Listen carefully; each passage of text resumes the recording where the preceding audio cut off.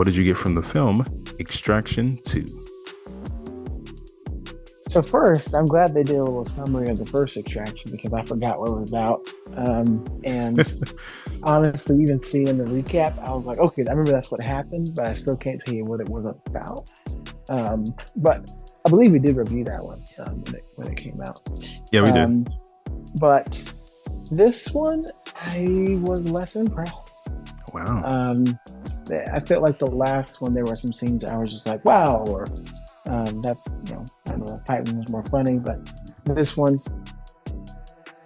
I don't know. Maybe it was even with the last one, and that's why I wasn't impressed. They didn't do anything that I thought was more or better. And the story I felt was fairly predictable. I think it was predictable. I don't think the story is anything special, but No. I think the story is actually better than the first one because It the might first be. one. I don't remember the story, so it might be better. The fact I don't remember it is probably pretty bad. The story in the first one isn't bad. It's just not a whole lot that is there. I mean, it's pretty simple. From what I remember, there's this one guy who wants to kidnap this boy because he wants to humiliate his father, who's in prison, and Chris Hemsworth is sent in there to extract him, and there's a whole bunch of fighting. Right. And that's pretty much it. But the action is what sells that first movie. And this one, Right. I think it definitely has a lot of action that carries most of the film. I would say there's this scene that goes on for about 20 minutes. That's just action, which I thought was the best action in the film. But it's hard to say if it was better than the first one as far as action. Yeah. But I still enjoyed it. I definitely did enjoy that action scene because, it had you on the edge of your seat. You didn't know exactly what was going to happen next. He was getting into a lot of trouble. I mean, looks like he was going to die. But several times. He should have several times.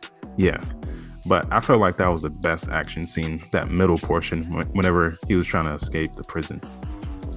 Do you think? I think one of the differences in the first one, I feel like there was the same amount of action scenes, but there was less going on at one time.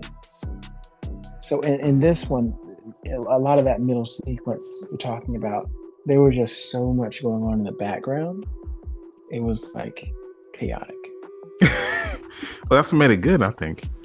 Well, yeah, I mean, and he's going in and out and managing, but Homegirl should have been dead.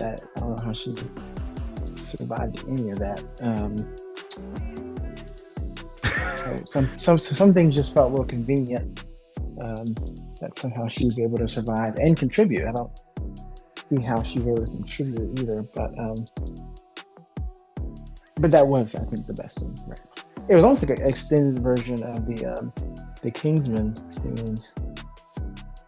Oh, you mean like, well, let's say that's comparable to that church scene? Exactly. Okay. I still think I like that scene better. The church. Yeah. Yeah. I mean, that was a master. That was cinema. Cinema. That's true cinema. Right. Yeah, that was really good. But this one was very good too. Honestly, I think these two films have some of the best action that I've seen in just movies in general.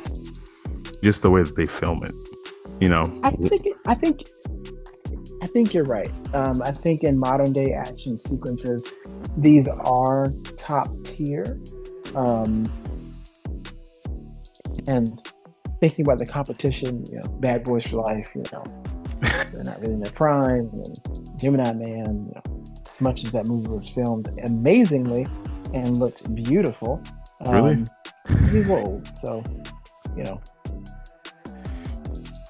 Chris Hemsworth, he's the young guy. He's the action guy now. Tom Cruise is still kicking, but yeah. I mean, Chris Hemsworth is not very young. I mean, he's 40 years old. True. But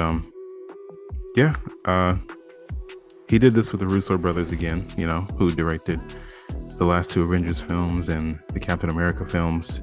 Thanks for watching. And if you would like to be featured on our podcast, make sure to click the link in the description.